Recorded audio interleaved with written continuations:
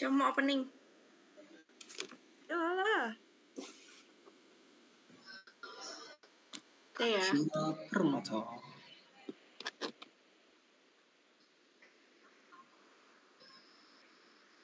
Udah di screen record kan? Udah dari tadi. Oke, udah. Oke. Assalamualaikum warahmatullahi wabarakatuh. Selamat pagi semuanya. Sebelumnya kami dari kelompok 7 akan mempresentasikan hasil diskusi kami mengenai analisis bisnis dan studi kelayakan usaha. Sebelumnya, izinkan kami untuk memperkenalkan diri. Nama saya Akila Permata dan rekan saya. Saya Amanda Putri Herianti. Dan saya Andineka Putri. Dan saya Fikra Bifadli. Oke, langsung masuk ke materi pertama, yaitu studi kelayakan usaha yang akan dibawakan oleh rekan saya. Untuk waktu dan tempat dipersilakan. Oke, jadi di sini saya akan menjelaskan tentang studi kelayakan usaha.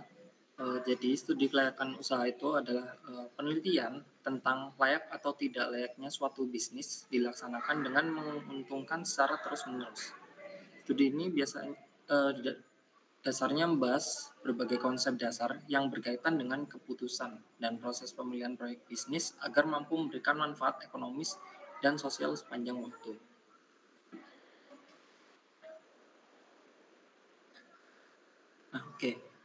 Studi kelayakan bisnis ini pada prinsipnya bisa digunakan untuk hal-hal berikut, yaitu yang pertama merintis usaha baru, misalnya seperti toko, membangun pabrik, mendirikan perusahaan jasa, membuka usaha dagang, dan lain sebagainya.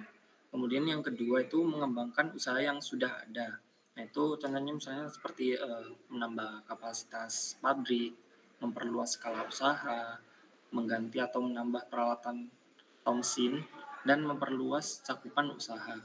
Kemudian yang ketiga itu memilih jenis usaha atau investasi proyek yang menguntungkan. Itu misalnya seperti pilihan usaha dagang, pilihan usaha barang atau jasa, pabrikasi atau perakitan, dan lain sebagainya.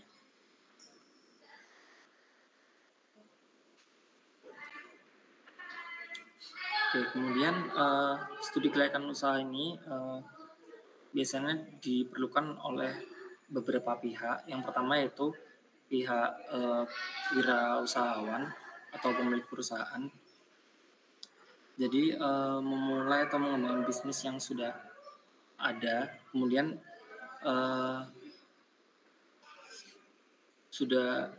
barang sudah tentu memerlukan pengorbanan yang cukup besar dan selalu dihadapkan pada ketidakpastian. Kemudian bagi pihak wirausahawan, kelayakan bisnis ini sangat penting dilakukan agar kegiatan bisnis tidak mengalami kegagalan dan memberi keuntungan sepanjang waktu. Demikian juga bagi penyandang dana yang memerlukan persyaratan tertentu seperti bankir, investor, dan pemerintah. Studi kelayakan ini berfungsi sebagai laporan, pedoman, dan bahan pertimbangan untuk merintis dan mengembangkan usaha atau melakukan investasi baru sehingga bisnis yang akan dilakukan meyakinkan wirausahawan itu sendiri ataupun bagi semua pihak yang berkepentingan. Kemudian yang kedua itu adalah pihak investor dan penyandang dana. Bagi investor dan penyandang dana, studi kelayakan usaha ini penting untuk memilih jenis investasi yang paling menguntungkan dan sebagai jaminan atas modal yang ditanamkan atau dipinjamkan. Apakah investasi yang dilakukan memberikan jaminan imbal hasil atas investasinya yang memadai atau tidak. Nah, kalau untuk investor, studi kelayakan ini sering digunakan sebagai bahan pertimbangan yang layak atau tidaknya investasi dilakukan.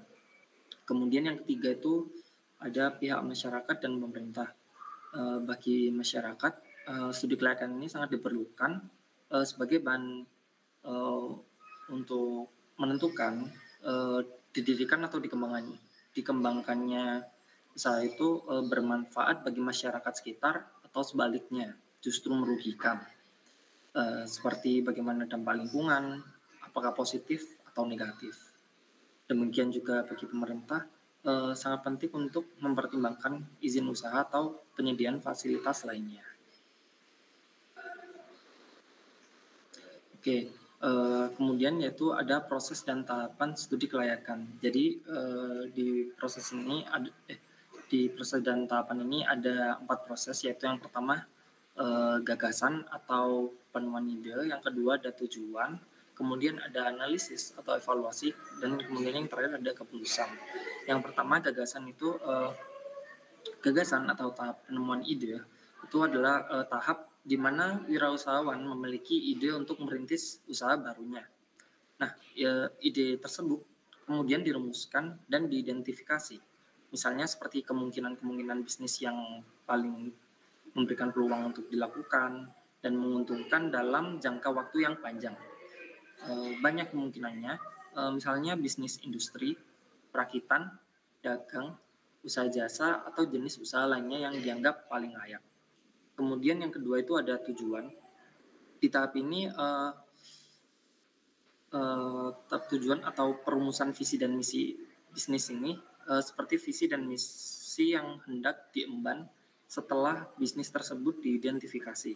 Apakah misinya untuk menciptakan barang dan jasa yang sudah sangat diperlukan masyarakat sepanjang waktu, ataukah untuk menciptakan keuntungan yang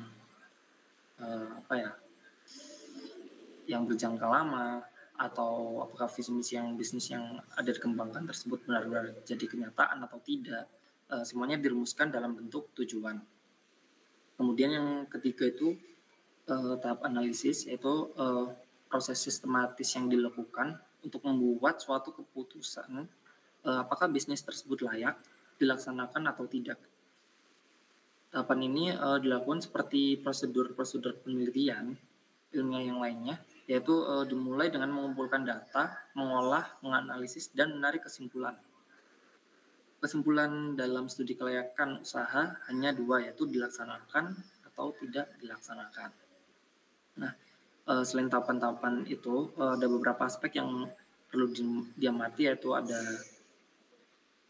4 aspek, yaitu yang pertama aspek pasar, aspek teknik produksi atau operasi, kemudian aspek manajemen pengolahan, dan juga aspek finansial atau keuangan, dan juga ekonomi. Yang pertama itu aspek pasar, itu mencakup produk yang akan dipasarkan, peluang, permintaan, dan penawaran harga, segmentasi, pasar sasaran, ukuran, perkembangan, dan struktur pasar serta strategi pesaing. Kemudian yang kedua itu aspek teknik produksi atau operasi, meliputi lokasi, kemudian gedung bangunan, mesin dan peralatan, kemudian bahan baku dan bahan penolong, lalu tenaga kerja, metode produksi, tata letak pabrik atau tempat usaha. Kemudian yang ketiga itu ada manajemen atau pengolahan.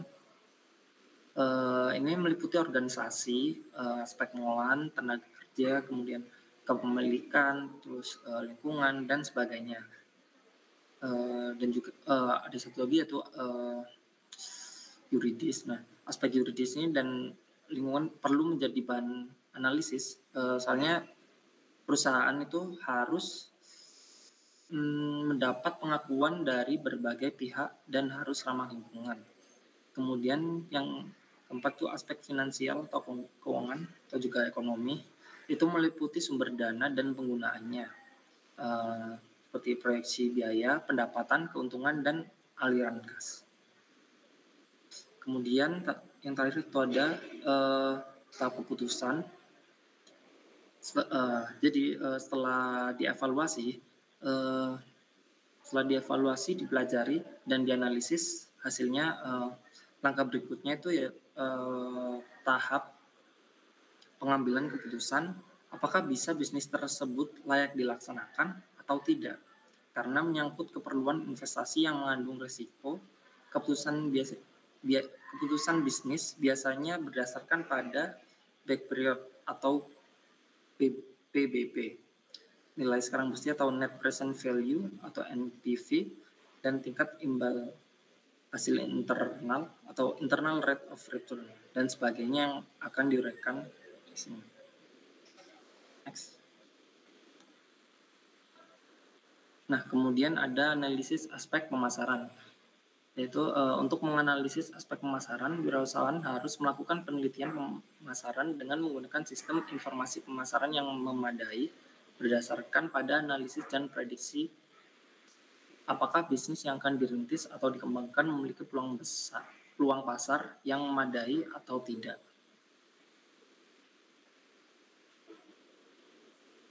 Yang pertama itu ada kebutuhan dan keinginan konsumen.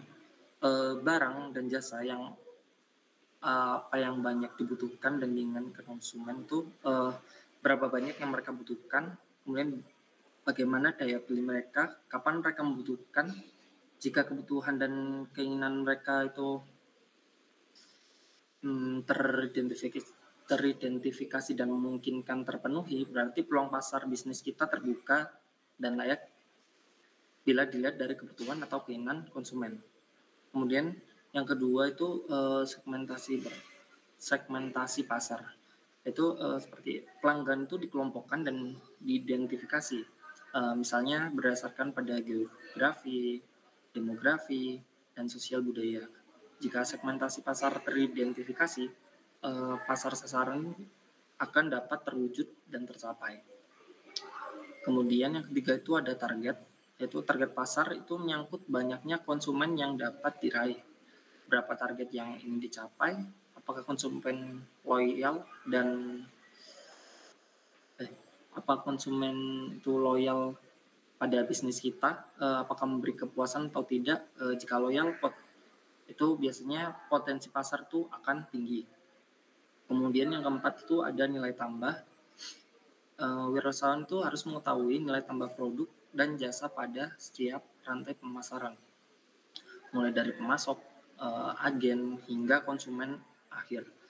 Nilai tambah barang dan jasa biasanya diukur dengan harga, misalnya berapa harga dari pabrik pemasok, harga setelah berada di agen, dan harga setelah terdistribusi kepada konsumen. Dengan mengetahui nilai tambah setiap rantai pemasaran, nilai tambah bisnis akan dapat diketahui tinggi atau rendahnya. Kemudian yang kelima itu ada masa hidup produk.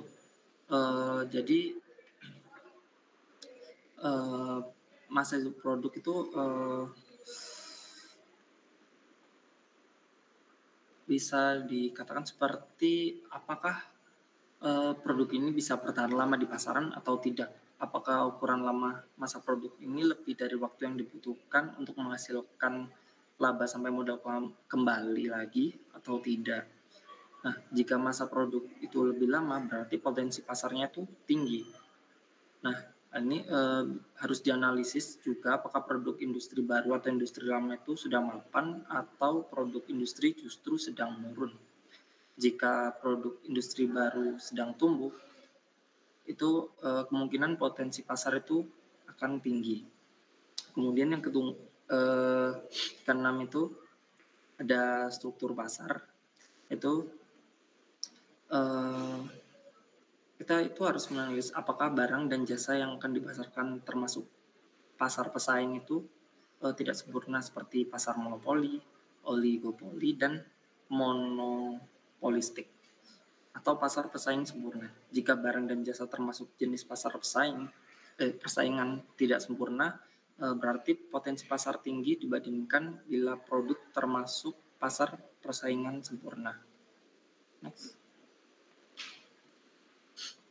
Kemudian yang ketujuh itu ada persaingan dan strategi pesaing. Nah, hal ini harus dianalisis apakah tingkat persaingan itu tinggi atau rendah. Jika persaingan itu tinggi, berarti peluang pasarnya itu kemungkinan itu rendah. Jadi wirausahawan itu harus membandingkan keunggulan pesaing dilihat dari strategi produk, harga, jaringan distribusi, promosi, dan tingkat penggunaan teknologinya. Jika pesaing lebih unggul, berarti bisnis yang akan dirintis atau dikembangkan itu kemungkinan akan lemah dalam persaingan. Nah, untuk memenangkan persaingan tentu saja bisnis tersebut harus lebih unggul daripada pesaingnya. Kemudian yang ke-8 itu ukuran pasar. Ukuran pasar itu dapat dianalisis dari volume penjualan. Jika volume penjualan itu tinggi, berarti pasar potensial itu berarti pasarnya itu memiliki potensial. Misalnya dengan volume penjualan usaha skala kecil senilai 5 miliar per tahun atau senilai 10 juta per hari. Berarti ukuran pasar itu cukup besar. Kemudian yang ke-9 itu ada pertumbuhan pasar. Pertumbuhan pasar dapat dianalisis dari pertumbuhan volume penjualan.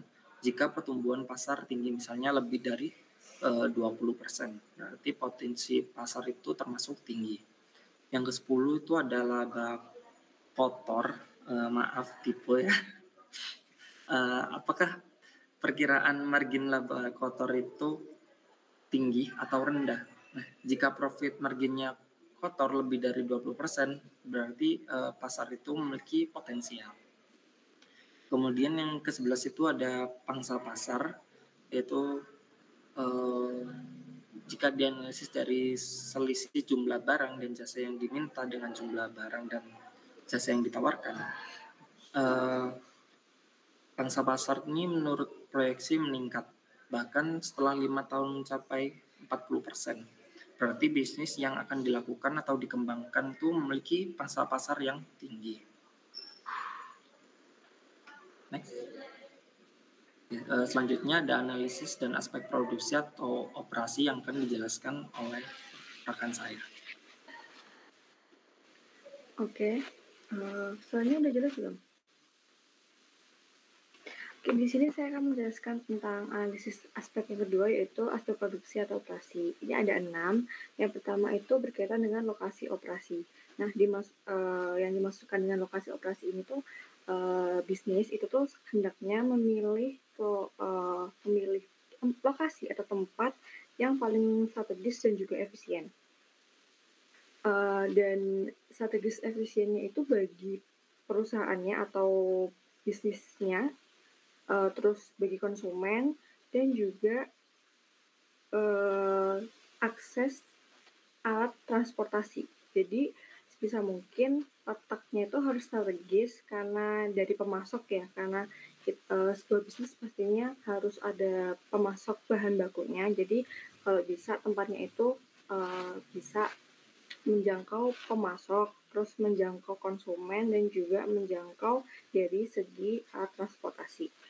Dan juga di samping itu lokasi bisnis itu harus menarik agar konsumen yang datang itu jadi loyal, tetap membeli di suatu bisnis itu. Nah, yang kedua ada volume operasi, di mana volume operasi ini tuh harus relevan dengan potensi pasar dan prediksi permintaan sehingga tidak terjadi kelebihan dan kekurangan kapasitas. Jadi volume operasi yang berlebihan itu dapat menimbulkan masalah baru berupa penyimpanan barang atau yang di gudang ya, penyimpanan di gudang itu tuh lebih overload, jadi itu mempengaruhi biaya pokok penjualan. Yang ketiga ada mesin dan peralatan, di mana di sini mesin dan peralatan itu harus sesuai dengan perkembangan teknologi masa kini dan harus disesuaikan dengan luas produksi agar tidak terjadi kelebihan kapasitas. Lalu yang keempat ada bahan baku dan bahan penolong. Di sini itu termasuk sumber daya ya, yang diperlukan itu harus cukup tersedia. Jadi biar tidak kekurangan pasokan sumber daya. Nah, persediaan tersebut tuh harus sesuai dengan kebutuhan produksinya sehingga biaya bahan baku tuh juga efisien atau biaya bahan bakunya bisa lebih hemat gitu. Kelima ada tenaga kerja. Di tenaga kerja ini itu harus menentukan berapa jumlah tenaga kerja yang diperlukan dan juga kualifikasi dari masing-masing tenaga kerja tersebut. Nah, jumlah dan kualifikasi karyawan ini tuh harus disesuaikan dengan keperluan jam kerja dan kualifikasi pekerjaan untuk menyelesaikannya supaya dia itu lebih cepat, terus lebih tepat dan juga lebih hemat atau efisien. Lalu yang keenam itu tata letak. Tata letak ini berkaitan dengan tata ruang di fasilitas untuk produksi, di mana tata letak ini tuh harus tepat dan prosesnya praktis hingga efisien. Next. Lalu ada analisis aspek manajemen. Di sini ada beberapa unsur-unsur yang harus dianalisis. Ada 4. Pertama, kepemilikan, yaitu harus menentukan nih jenis unit bisnis yang akan didirikan, entah itu milik pribadi atau perseorangan, terus milik bersama kayak CV, PT, dan bentuk badan usaha lainnya. Nah, tentunya jenis unit bisnis itu harus benar-benar ditentukan dengan baik supaya kita tahu nih dari keuntungan dan kerugian dari masing-masing unit bisnis. Dengan tahu keuntungan dan kerugian itu, kita jadi bisa memilih mana-mana jenis unit bisnis yang tidak memiliki resiko tinggi. Terus yang kedua ada organisasi. Ini berkaitan dengan kita tuh harus memilih jenis organisasi yang akan kita bentuk di bisnis kita. Contohnya kayak kita mungkin memilih jenis organisasi lini, staff, atau gabungan antar keduanya. Nah, ketiga ada tim manajemen, yaitu berkaitan dengan apakah bisnis yang akan dikelola ini itu harus melibatkan orang profesional lain ataupun cuma dikelola sama diri sendiri. Hal ini tuh bergantung pada skala usaha dan kemampuan yang dimiliki seorang wirausahawan. Kalau bila bisnis itu merupakan bisnis skala yang besar, itu sebaiknya kita bentuk tim manajemen yang solid, atau mungkin bisa melibatkan orang lain atau yang orang profesional yang bisa membantu bisnis kita. Yang keempat ada karyawan. Nah, karyawan itu harus disesuaikan dengan jumlah, kualifikasi, dan kualitas yang diperlukan. Nah, bila analisis ketiga aspek tersebut tidak menimbulkan masalah, maka analisis bisnis ini dapat diteruskan ke analisis selanjutnya, yaitu analisis aspek keuangan. Next. Nah, di analisis aspek keuangan ini ada 5 poin. Yang pertama ada kebutuhan dana, yaitu kebutuhan dana ini tuh untuk operasional perusahaan.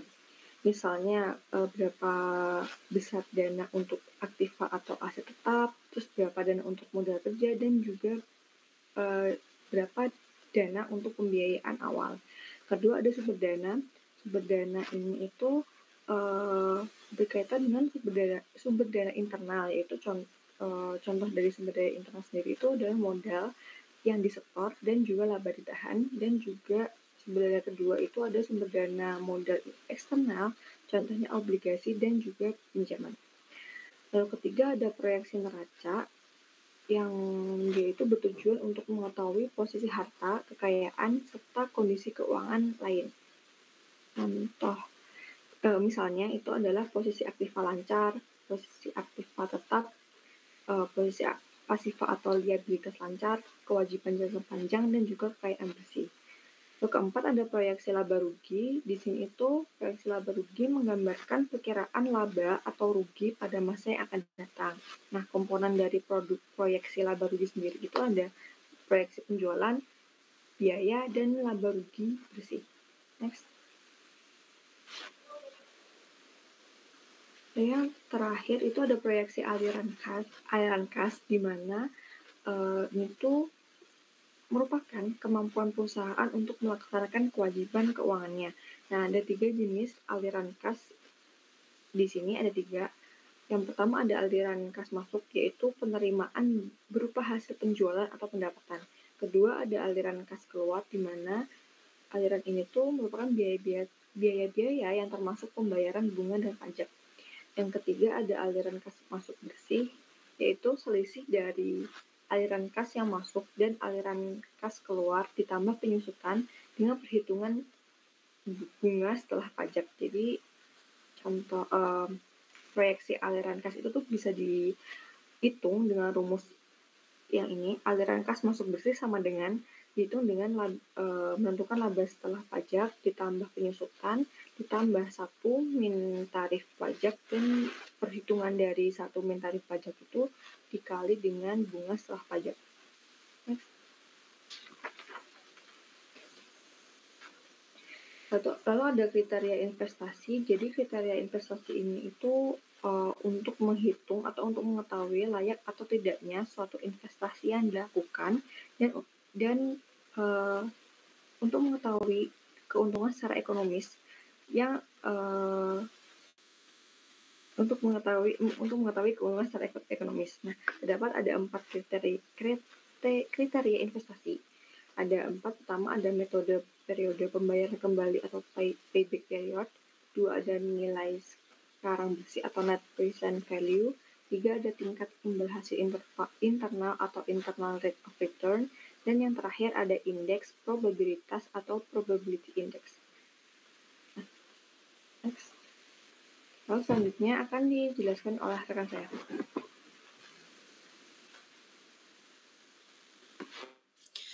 Tadi kan sempat sudah dijelaskan oleh rekan saya sebelumnya menyinggung masalah periode pembayaran kembali atau juga disebut dengan payback period.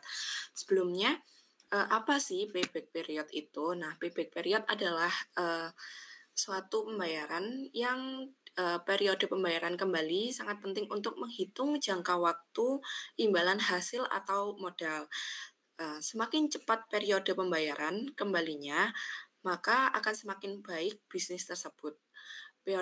Periode pembayaran kembali adalah periode yang diperlukan untuk menutup kembali pengeluaran investasi untuk menghitung waktu imbalan hasil atas investasi tersebut menggunakan rumus seperti yang tertera di sini, yaitu periode pembayaran kembali sama dengan nilai sekarang dibagi dengan kas masuk bersih dikali 1 tahun. Lalu jika periode pembayaran kembali lebih pendek waktunya daripada periode pembayaran kembali maksimum, usulan investasi dapat diterima. Suatu bisnis tersebut juga tentunya memiliki keuntungan ekonomis yang perhitungannya dengan menggunakan periode pembayaran kembali. Dengan konsep masih memiliki kelemahan karena kurang memperhitungkan unsur waktu. Perlu diingat kembali bahwa suatu bisnis memiliki keuntungan ekonomis apabila seperti tertera di atas. Nah, yang TR itu adalah benefit, yang dimaksud adalah penerimaan total tahunan yang merupakan ekonomi suatu proyek atau disebut juga aliran kas per tahun pada periode T. Nah, kalau TC sendiri itu IO adalah biaya tahunan yang dikeluarkan yang disebut sebagai investasi awal pada periode T. Kalau semisal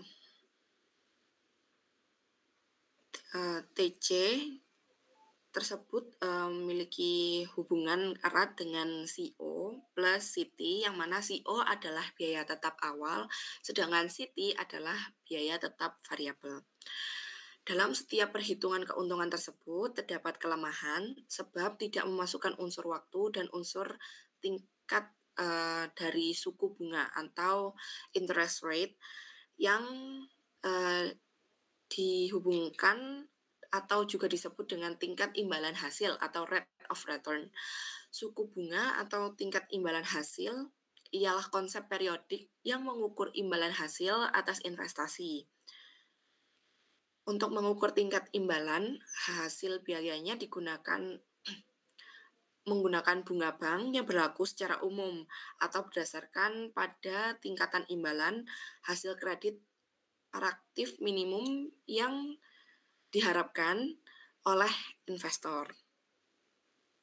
Dalam penilaian kriteria investasi unsur ini, dalam unsur waktu dan juga tingkat imbalan hasil harus dimasukkan seperti pada penilaian kriteria nilai bersih yang sekarang, yaitu atau juga disebut net present value. Nah, kita masuk ke kriteria nilai sekarang bersih atau net present value. Sebelumnya, yang perlu diperhatikan bahwa nilai uang sebagai manfaat ekonomis dari suatu usaha yang diperkirakan akan diterima pada masa yang akan mendatang. Tidak sama dengan nilai uang yang diterima sekarang karena adanya faktor suku bunga dan juga besarnya biaya yang dianalisis sepanjang waktu.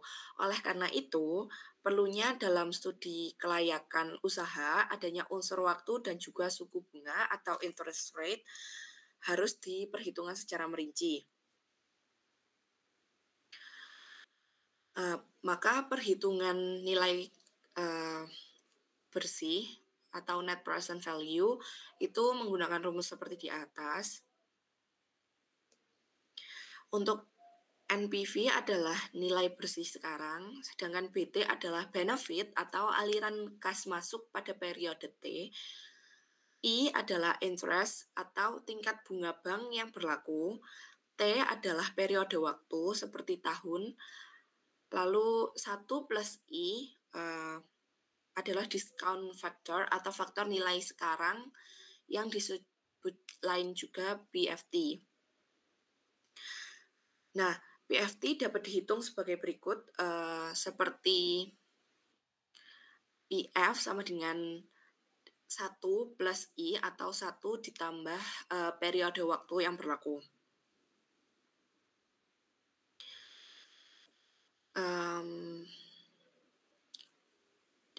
Dalam contoh perusahaan, bisa diberikan contoh perusahaan konveksi di Bandung ingin menambah mesin jahit baru dengan biaya investasi awal sejumlah 40 juta. Umur ekonomis mesin ditafsir 5 tahun, dari hasil survei diperoleh perkiraan aliran kas dengan penerimaan dan biaya adalah sebagai berikut. Jadi untuk tahun pertama yaitu biaya totalnya itu 10 juta. Untuk penerimaan totalnya BT atau jutaan rupiahnya menjadi 20. Nah, untuk cara perhitungan BFT yang tadi sempat saya jelaskan yaitu BF sama dengan 1 plus I ditutup kurung pangkat min 1. I adalah periode waktu dalam membangun usaha dengan menggunakan kalkulator pijat atau kalkulator ilmiah.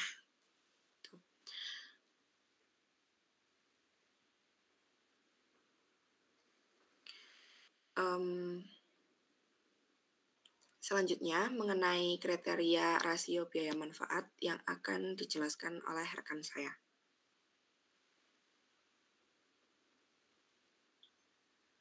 Baik, jadi selanjutnya adalah kriteria rasio biaya manfaat atau cost benefit ratio atau biasa disebut dengan CBR. Jadi rumus benefit cost ratio atau CBR itu bisa diuraikan dengan BCR atau I sama dengan sigma BT per 1 plus I pangkat T. Nah, itu bisa dideskripsikan kalau BT itu adalah manfaat pada periode T dan juga plus dalam kurung 1 plus I pangkat T itu merupakan faktor diskonto untuk manfaat ke nilai sekarang. Yaitu per dalam kurung CO plus sigma CT per 1 plus I pangkat T itu merupakan CO-nya itu merupakan biaya awal proyek dan CT itu merupakan biaya pada periode T dan 1 plus I pangkat T itu merupakan faktor diskontonya. Setelah itu besar BCR sendiri itu bisa dihitung dengan PVT dalam kurung BR itu adalah 16,95 tambah 17,95 plus 46,69 plus 30,95 plus 17,48 yaitu dengan hasil 130,2. Dan PVT CT-nya itu 40 ditambah 8,47 tambah 10,77 ditambah 24,34 ditambah 10,32 ditambah 2,19 sama dengan 96,9. Next.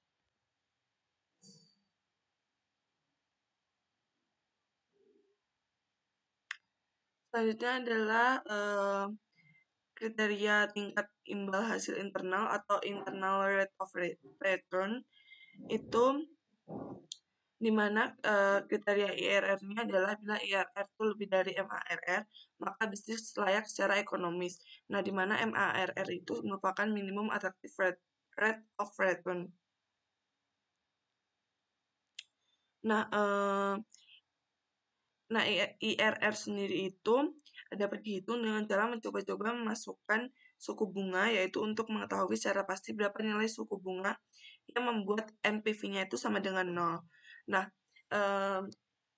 di sini itu contohnya itu NPV-nya itu belum sama dengan 0.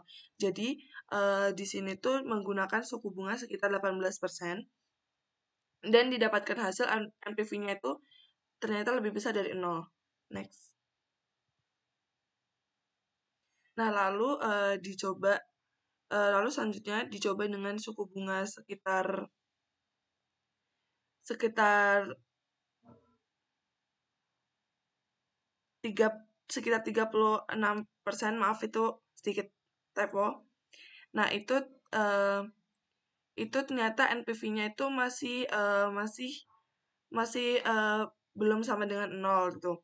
Setelah itu dicoba lagi dengan suku bunga 48%. Nah, itu diperoleh nilai NPV-nya itu lebih kecil daripada 0. Nah, setelah dicoba-coba itu ternyata diperoleh kalau NPV sama dengan 0-nya itu terletak di antara bunga 40 dan juga 48. Next. Nah, seperti dijelaskan di PPT, itu dengan menggunakan interpolasi, maka I sama dengan 0,40 dan NPV sama dengan 3,74, I sama dengan 0,48, dan NPV sama dengan min 3,09. Di situ merupakan letak NPV sama dengan 0-nya. Maka, jika dimasukkan dengan rumus, IRR sama dengan 0,40 ditambah 3,74 yang merupakan NPV dari 0,40 tadi, dikurangi 0 per 3,74 dikurangi NPV dari 0,8 yaitu min 3,09, lalu dikali dengan hasil I 0,48 dikurangi I 0,40, lalu didapatkan hasil IRR-nya itu 0,4438. Nah, karena pada suku bunganya itu 44,38% dan nilai NPV-nya sama dengan 0, maka proyek tersebut layak secara ekonomis. Tuh. Next. Selanjutnya akan dilanjutkan oleh rekan saya. Oke, selanjutnya ada penyusunan laporan studi kelayakan bisnis. Nah, setelah kita tadi tahu nih apa itu studi kelayakan bisnis, aspek-aspeknya, jadi kita akan ke penyusunan laporannya. Next. Pertama ada ringkasan proyek. Di sini ada bab 1 ada pendahuluan, di mana pendahuluan ada dasar gagasan, ada nama dan perusahaan, bidang usaha, bentuk perusahaan, dan gambaran perkembangan perusahaan. Lalu bab 2-nya itu profil perusahaan sekarang tuh. Jadi kayak gambar umum perusahaan, perizinannya gimana, aspek teknis produksi atau operasi, terus aspek pemasaran, manajemen, dan juga aspek keuangan. Lalu yang ketiga itu bab 3 itu proyek yang diusulkan. Nah, ini ada 5 poin di mana ada proyek yang diusulkan, ada aspek teknis, ada aspek pemasaran, aspek manajemen, dan aspek keuangan. Lalu yang keempat, bab 4 itu ada kesimpulan dan lampiran. Next. Nah, ini untuk lebih jelasnya di proposal usaha ini itu ini covernya. Terus next. Ini ada ringkasan dari tadi yang sudah disebutkan tadi, ada ringkasan proyek di mana ada pendahuluan, ada organisasi atau manajemen, pemasaran, teknik atau produksi atau operasi usaha, dan juga ada keuangan. Next. Ini untuk penjelasan lebih jelasnya, itu latar belakang itu tadi yang memuat dasar gagasan usaha, jadi terus ada ruang lingkup.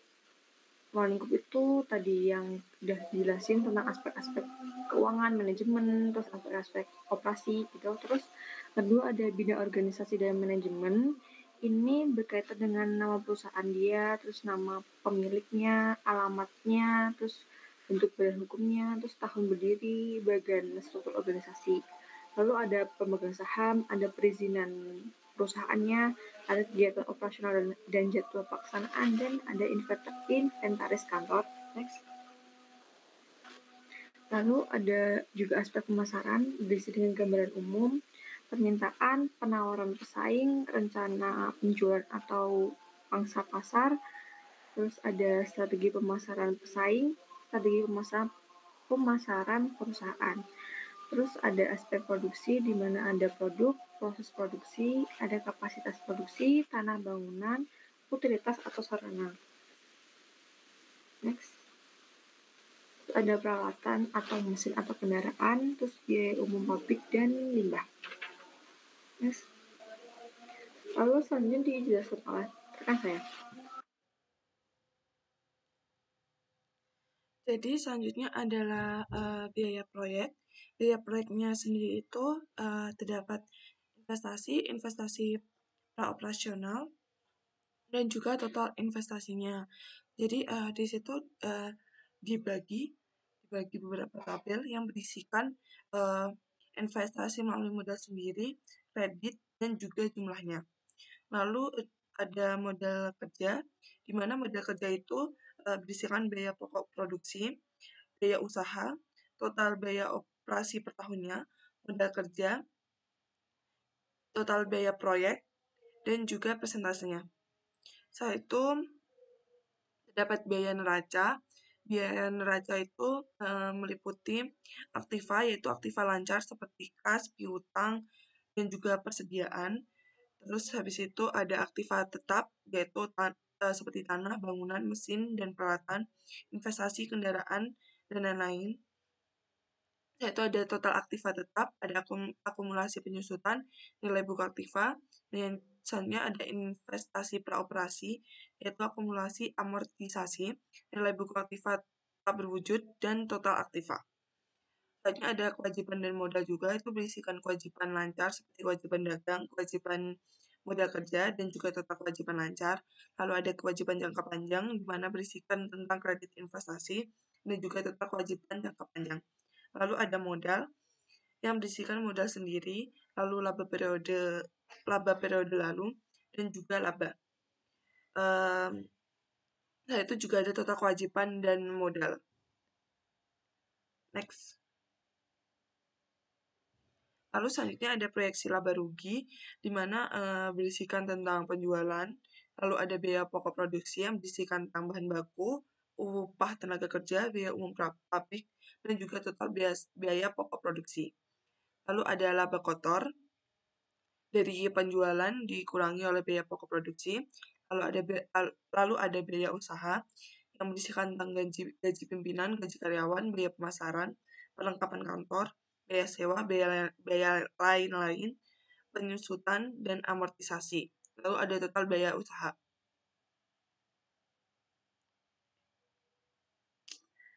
Lalu ada laba usaha, yaitu dari laba kotor dikurangi biaya usaha. Lalu ada bunga, ada laba sebelum pajak atau dari laba usaha dikurangi dengan bunga. Lalu ada pajak, lalu ada laba, yaitu dari laba sebelum pajak dan juga pajak. Lalu ada BP, yaitu dari laba kotor dibagi biaya usaha, lalu dikali 100%. Selanjutnya ada penyusutan, yaitu meliputi bangunan, mesin, dan peralatan inventaris kantor, kendaraan, dan juga lain-lainnya. Next. Lalu ada proyeksi arus kas, di mana berisikan tentang total penjualan. Yang pertama ada arus kas masuk, yaitu berisikan tentang penjualan tunai, penerimaan piutang, modal sendiri, kredit investasi, kredit modal kerja, saldo kas awal, dan total kas masuk. Lalu ada arus kas keluar, ada juga kas bersih, yaitu dari arus kas masuk dikurangi arus kas keluar. Lalu ada kewajiban bank yang berisikan asuran kredit investasi dan juga asuran modal kerja. Lalu ada saldo kas akhir, yaitu dari hasil kas bersih dikurangi dengan kewajiban bank. Selanjutnya ada bagian kas masuk juga, yaitu penjualan tunai dan juga penjualan piutang. Lalu ada total kas keluar, kas neto dari kas masuk dikurangi total kas keluar. Lalu ada faktor diskon. Next. Selanjutnya akan dilanjutkan oleh rekan saya. Oke, tadi kan udah dijelasin sama rekan-rekan saya sebelumnya mengenai uji kelayakan dari suatu usaha. Nah, sekarang membahas mengenai evaluasi dan juga persiapan dari sebuah bisnis baru. Sebelumnya, belum masuk ke evaluasi, kita melakukan awalan yaitu persiapan sebuah bisnis baru. Nah, dalam sebuah rancangan bisnis baru itu harus memiliki sebuah rancangan runtut yang berisi di antaranya yaitu yang pertama mengenai ringkasan pelaksanaan usaha. Apa sih ringkasan pelaksanaan usaha? Itu meliputi adalah kegiatan pokok perusahaan dan juga sistem pengelolaan. Lalu ciri-ciri dari produk atau jasa pelayanannya, ukuran pasar dan juga proyek, ringkasan proyeksi keuangan, jumlah dana yang diperlukan, dan penggunaannya. Lalu yang kedua yaitu deskripsi dari suatu usaha, meliputi dari visi dan misi perusahaan, tujuan jangka pendek dan juga jangka panjang, struktur usaha, dan juga bentuk perusahaan yang ingin dibangun. Lalu yang ketiga yaitu ada produk dan layanan yang akan diberikan. Nah, suatu usaha yang akan dirintis perlu untuk memprediksi dari produk dan layanan-layanan apa yang akan diberikan dengan memikirkan dari produk barang dan jasa yang akan disajikan, keunggulan dari barang dan juga jasa pelayanan yang ditawarkan, lalu peluang pengembangan barang dan jasa, dan juga keunggulan dalam pengembangan barang juga jasa yang akan diberikan tersebut. Lalu yang keempat yaitu analisis industri yang meliputi dari kecenderungan industri yang disenangi seperti kayak yang lagi digemari apa dari basic hal-hal yang disukai dari perintis usaha. Lalu lingkungan industri yang berpengaruh seperti usaha-usaha apa yang memungkinkan akan mempengaruhi usaha yang akan dibangun tersebut. Lalu juga izin dan juga peraturan untuk membangun industri. Perlunya adanya izin untuk dan juga peraturan akan membangun untuk adanya keberlancaran untuk membangun industri tersebut. Lalu selanjutnya yaitu ada ukuran industri yang akan didirikan. Maksudnya sampai tahap apa, sebesar apa, ataukah ingin membuka industri kecil, rumahan, atau industri berskala besar gitu. Lalu selanjutnya yaitu keunggulan dan kelemahan industri baru. Harus memikirkan untuk kelemahan dan juga keunggulan bisnis yang akan dibuka tersebut. Yang kelima yaitu analisis pasar, yaitu yang memuat dari target atau sasaran pasar seperti produk dan jasa yang ingin diberikan itu targetnya ke arah mana sih, seperti kayak anak-anak kah, atau remaja, atau seluruh kalangan, seperti itu. Lalu juga kebutuhan pelanggan, memikirkan juga hal-hal yang dibutuhkan oleh pelanggan dalam jangka waktu terdekat. Lalu juga memungkinkan tidak kalau semisal mengikuti hal-hal yang sedang trending sekarang. Lalu juga membahas mengenai potensi, prospek, dan juga perkiraan penjualan untuk setiap target penjualannya. Lalu yang selanjutnya, perkiraan perolehan pangsa pasar dari suatu usaha yang akan dicapai. Lalu yang keenam yaitu ada strategi pemasaran yang meliputi lokasi pemasaran, saluran distribusi dari jaringan usaha yang dipilih, personal yang akan melakukan penjualan, kebijakan harga sesuai, dan juga tujuan dan sasaran promosi serta rancangan untuk mencapai tujuan yang akan dicapai. Selanjutnya yang ketujuh ada pengelolaan. Nah, pengelolaan ini mencakup hal-hal yang menentukan tugas dan juga tanggung jawab dari masing-masing aspek dalam perusahaan tersebut. Lalu juga mementingkan keahlian khusus masing-masing yang diperlukan, bentuk dan struktur organisasi yang dalam pengelolaan, serta pemimpin atau direktur pengelolaan. Jadi kalau pengelolaan ini lebih membahas mengenai struktur organisasi dan juga kemampuan dari SDM sendiri yang ada dalam suatu usaha tersebut. Lalu yang kedelapan, adanya operasi usaha yang mencakup yaitu pemasok utama, kebutuhan-kebutuhan pegawai atau karyawan, sistem dan juga prosedur operasi, tata ruang dan dana rencana, keperluan peralatan dan biaya, peralatan tetap dan perabot kantor, keperluan persediaan, dan dari keperluan persediaan bahan baku, serta mencakup semua biaya operasi yang diperlukan. Lalu yang kesembilan yaitu proyeksi keuangan. Proyeksi keuangan ini mencakup sejumlah beberapa hal, yaitu diantaranya jumlah ekuitas, yaitu modal milik sendiri yang dimiliki. Lalu selanjutnya jumlah dan jenis serta sumber keuangan yang diperoleh. Lalu rancangan penggunaan dana, dan yang terakhir yaitu proyeksi aliran kas dan pendapatan. Dari 3 proyeksi keuangan itu harus dipersiapkan, yaitu proyeksi keuangan kas, proyeksi keuangan pendapatan, serta proyeksi keuangan saldo. Selanjutnya membahas mengenai evaluasi usaha yang akan dijelaskan oleh rekan saya.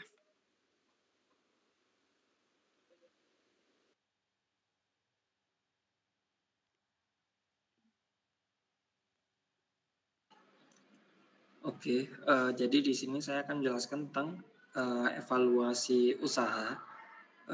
Jadi ada beberapa poin di evaluasi usaha ini. Yang pertama itu adalah evaluasi ringkasan pelaksanaan. Jadi ini tuh membuat ringkasan yang menggambarkan rancangan secara singkat yang menyeluruh. Jadi kita tuh buat ringkasan yang dimana itu baik tentang usulan usaha maupun barang dan jasa itu yang dihasilkan atau disajikan. Kemudian kita juga mengidentifikasi soal kecenderungan industri yang sedang ramai saat ini. Kemudian juga membuat susunan proyeksi laba dan juga penjualan tahun yang datang untuk bisnis baru. Kemudian juga kita mengidentifikasi untuk melihat gambaran tingkat pendidikan dan pengalaman kerja serta kecakapan yang diperlukan oleh pekerja. Terus kemudian ada kumpulan aspek seperti aspek legal, seperti perizinan, persetujuan kontrak, hak paten dan sebagainya. Kemudian yang kedua itu ada evaluasi misi bisnis. Yang pertama ada tujuan dari bisnis itu terbentuk. Jadi apa tujuan dari bisnis itu dibentuk, itu tujuannya untuk apa gitu. Terus apa saja yang ingin diberikan oleh usaha kita, seperti apakah kita akan menghasilkan produk atau jasa gitu. Kemudian yang ketiga itu ada falsafah manajemen bisnis atau bisa disebut juga kebijakan manajemen bisnis yang kita miliki. Kemudian yang ketiga itu ada evaluasi lingkungan bisnis, itu identifikasi kecenderungan yang terjadi di masyarakat secara mendalam mengenai peluang dan kemungkinan tempat serta lingkungan. Jadi ada beberapa kecenderungan, yaitu yang pertama ada kecenderungan umum, itu seperti budaya, penduduk, perubahan politik, teknologi, ekonomi, tingkat bunga, dan lainnya. Kemudian itu ada identifikasi tentang jumlah dan jenis perusahaan yang sudah ada baik dari tingkat lokal maupun nasional. Kemudian ada identifikasi kondisi bisnis yang sudah ada. Jadi itu bisnis seperti harga, tenaga kerja, upah, dan faktor ekonomi lainnya. Kemudian yang selanjutnya ada identifikasi informasi industri, yaitu tentang industri yang paling mendominasi saat ini, baik industri kecil maupun industri besar.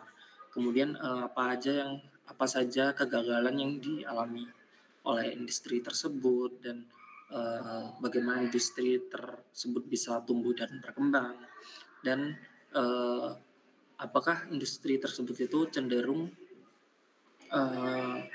memiliki potensial. Kemudian ada identifikasi markup dan keuntungan setiap industri untuk mengetahui tingkat markup yang layak. Kemudian itu selanjutnya ada identifikasi informasi lokasi, itu seperti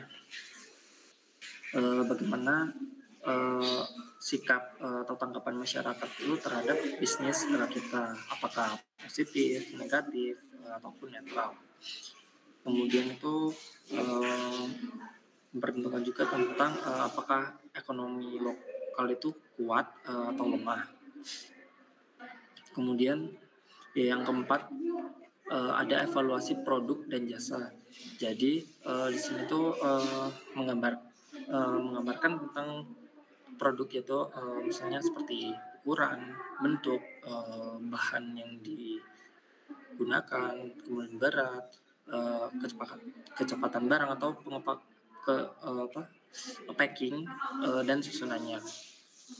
Kemudian jasa-jasa apa yang disediakan itu yang satu untuk apakah untuk menarik perhatian publik atau individu, kemudian memberikan jaminan waktu untuk melayani permintaan dengan cepat, kemudian memberikan pengadaan pesanan pelanggan ataupun jaminan pengembalian uang atau cashback. Next. Oke, yang kelima itu ada evaluasi pesaing. Jadi kita tuh mengidentifikasi nama pesaing bisnis kita. Jadi kita bisa mengklasifikasikan jenis bisnis kita itu retail atau jasa. Jadi kira-kira itu seberapa jauh jarak pesaing dari lokasi bisnis kita. Kemudian jika bisnis kita itu besar atau industri itu mungkin kita bisa memperkirakan bagaimana area bisnis kita itu dibanding pesaing. Kemudian ada identifikasi kekuatan dan kelemahannya. Nah, untuk identifikasi kekuatan dan kelemahan ini bisa dibandingkan dengan pesaing, itu mengenai beberapa hal. Itu yang pertama bisa dalam pemilihan produk, kemudian pangsa pasar, lalu kualitas produk, kemudian kualitas pelayanan, frekuensi promosi, terus harga, lalu perputaran karyawan, kemudian kondisi keuangan dilihat dari laba tinggi, kemudian kondisi utang dan peralatan atau mesin ataupun kapasitas produk. Kemudian yang keenam itu ada evaluasi harga. Jadi tujuan apa yang ingin dicapai dari pricing. Jadi dalam pricing itu kira-kira kita itu melakukan pricing itu untuk mencapai target tertentu atau laba tertentu, terus apakah untuk memperoleh pangsa pasar ataupun untuk mencapai target volume penjualan tertentu. Kemudian ada markup yang ditargetkan. Nah, jadi itu ada beberapa markup, yaitu jika untuk untuk retail, jadi markupnya itu di biaya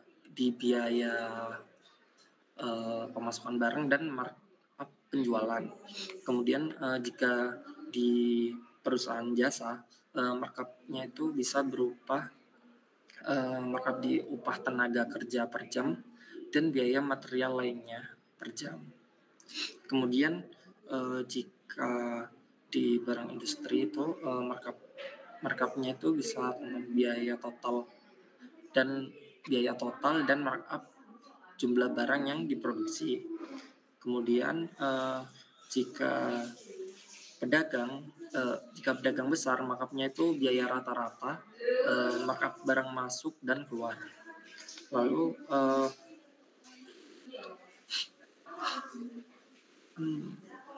selanjutnya itu ada kebijakan yang ingin digunakan.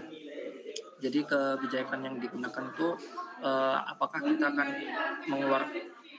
menentukan harga sendiri atau mengikuti harga ini.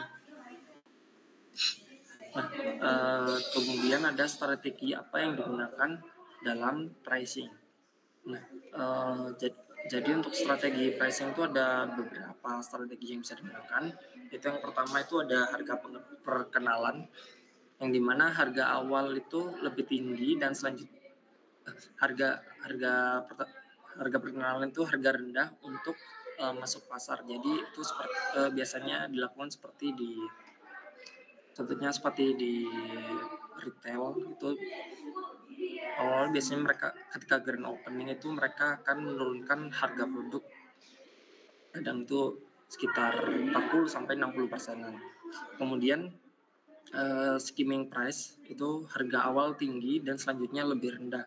Nah, ini biasanya diaplikasikan ke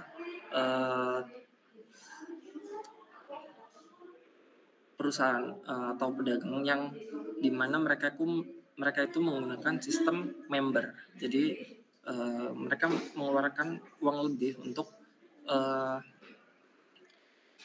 membeli member, dan kemudian untuk selanjutnya mereka akan mendapatkan harga-harga yang lebih murah karena benefit dari member tersebut. Kemudian yang ketiga itu ada price leading. Jadi harga ini didasarkan pada kategori peralatan yang digunakan dan kategori barang yang disediakan. Kemudian ada odd ending, yaitu harga pada angka ganjil. Misalnya seperti harga Rp399.995 ataupun seperti Rp49.900. Jadi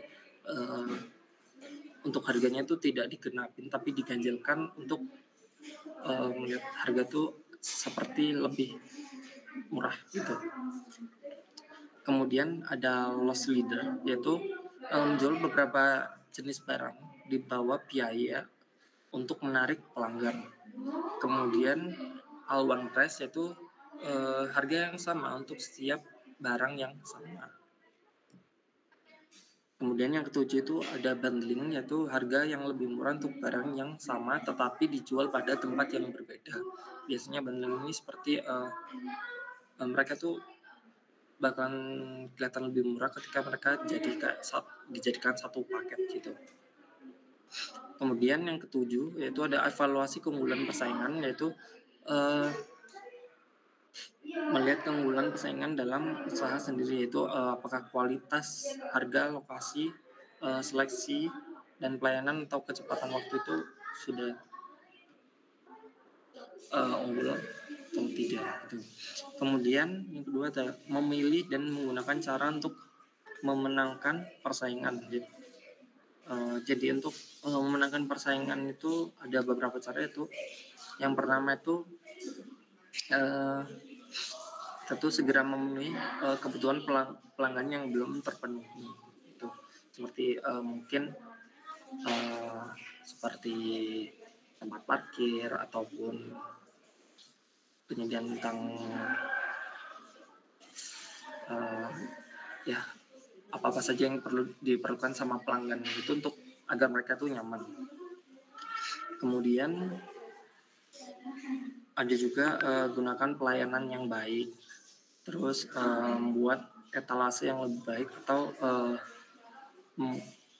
menggunakan tempat agar barang-barang kita itu bisa tertata dan bisa lebih menarik. Kemudian ada kualitas yang lebih tinggi dengan harga yang sama. Lalu setelah itu ada jaminan keamanan produksi yang lebih baik. Terus ada pelayanan kepada pelanggan secara pribadi. Lalu ada informasi produksi yang lebih lengkap dan baik, seperti jadi bahan-bahan yang dipakai untuk produktif itu apa, itu tercantum. Kemudian susunan toko yang lebih menyenangkan, jadi kita tuh membuat tempat di toko tersebut tuh lebih menarik untuk pelanggan.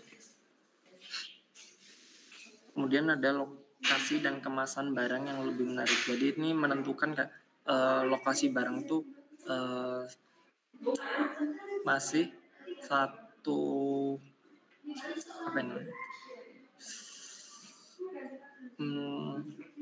satu jenis barang yang sama dan kemudian memiliki kemasan yang lebih menarik.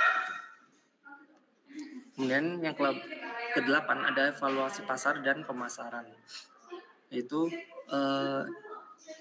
identifikasi segmen pasar bisnis yang ada. Jadi ini didasarkan pada geografi, kependudukan, manfaat bagi pelanggan, kemudian jaminan barang lainnya bagi konsumen dan gaya hidup serta tingkat pendapatan pelanggan. Kemudian ada identifikasi promosi yang ingin digunakan dan tujuan yang dicapai.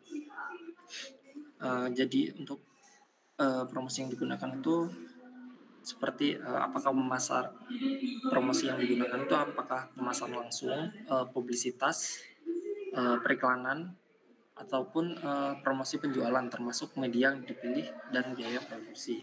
Kemudian tujuan produksi itu apakah tujuannya itu untuk mencapai volume penjualan tertentu, terus meningkatkan penjualan, ataupun meningkatkan kesadaran konsumen, kemudian menginformasikan barang dan jasa, atau juga mengantisipasi pembelian musiman.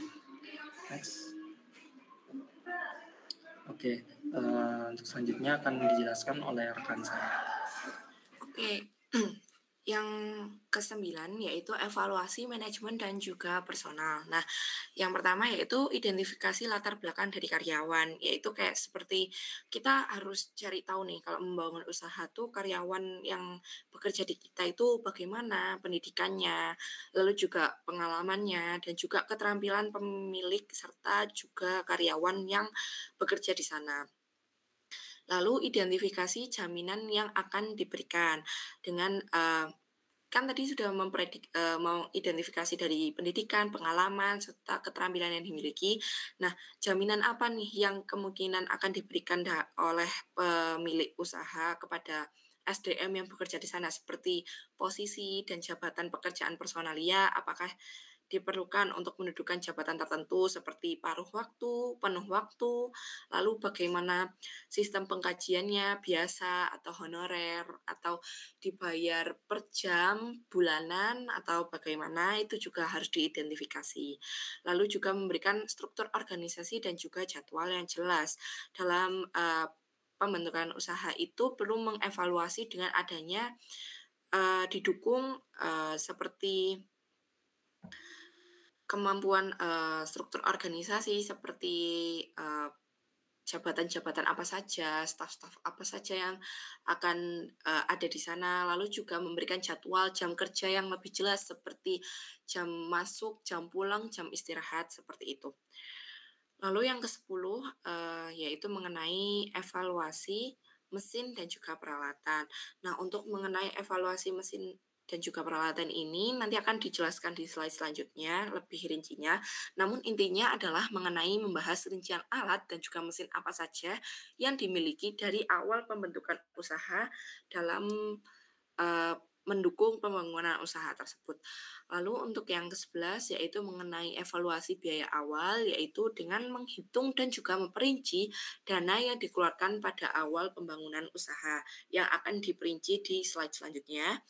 Lalu yang 12 yaitu mengenai evaluasi pendanaan. Mengenai perincian pendanaan yang ada dalam usaha tersebut seperti dana tersebut itu sumbernya dari mana, lalu biaya awal yang dimiliki oleh pemilik usaha itu berapa, jumlah yang akan diinvestasikan, seperti itu. Lalu yang ke-13 yaitu mengenai evaluasi titik impas, yaitu membahas mengenai kategori semua biaya tetap dan juga biaya variabel seperti contoh biaya sewa, lalu bahan baku, dan juga hal-hal yang lain. Lalu yang ke-14 yaitu mengenai evaluasi resiko yang tidak terkontrol. Ini juga akan dijelaskan di slide selanjutnya.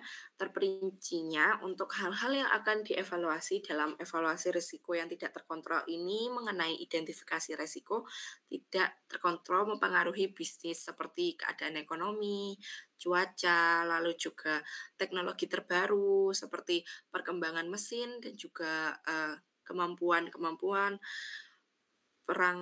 adanya perang harga dan juga persaingan, lalu juga perkembangan selera konsumen dan juga mengikuti tren, dan yang terakhir yaitu adanya pesaing-pesaing baru. Ini seperti ada yang hilang satu, yaitu yang ke-15 adanya evaluasi kesimpulan Anda, yang mana membahas mengenai apakah bisnis Anda layak atau tidak layak. Nah, hal-hal kelayakan setelah evaluasi ke-15 ini dapat dinilai dari setiap aspek evaluasi yang telah dikembangkan sebelumnya.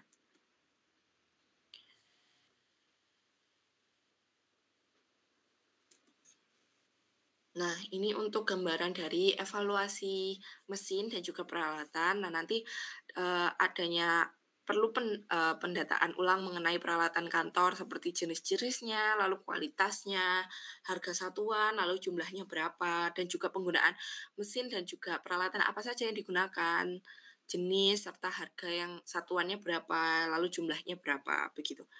Lalu evaluasi biaya awal yaitu mengenai perlengkapan yang mencakup peralatan dan juga perabotan kantor, lalu mesin dan peralatan produksi, pembayaran di muka seperti pembukaan baru, biaya perusahaan, biaya angkutan, gaji karyawan, biaya khusus lainnya, lalu jumlah pembayaran di muka.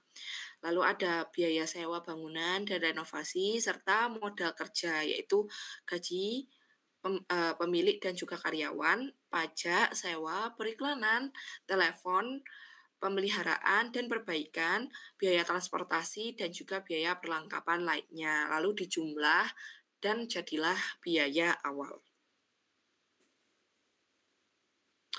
Lalu yang ke-12 yaitu mengenai evaluasi pendanaan seperti berikut, yaitu mengenai biaya awal yang sudah dimiliki, lalu jumlah yang akan diinvestasikan dari dana perseorangan, lalu jumlah dana dari sumber yang lain, yaitu seperti keluarga, teman, investor, lalu juga modal partner pasif dan juga investor lainnya. Lalu juga adanya jumlah dana yang akan dipinjamkan. Yang ke-13 mengenai evaluasi titik impas yang terperincinya membahas mengenai biaya sewa, bahan baku, lalu juga tentukan biaya batas kontribusi bisnis Anda mengenai proyeksi penjualan tahun pertama, lalu juga proyeksi margin kotor tahun pertama. Seperti misalnya penjualan, lalu margin kotor, lalu di total margin kontribusi. Nah, selanjutnya mengenai tentukan titik impas. Dari tentukan titik impas ini dari dua aspek, yaitu biaya tetap total per tahun, lalu juga margin kontribusinya.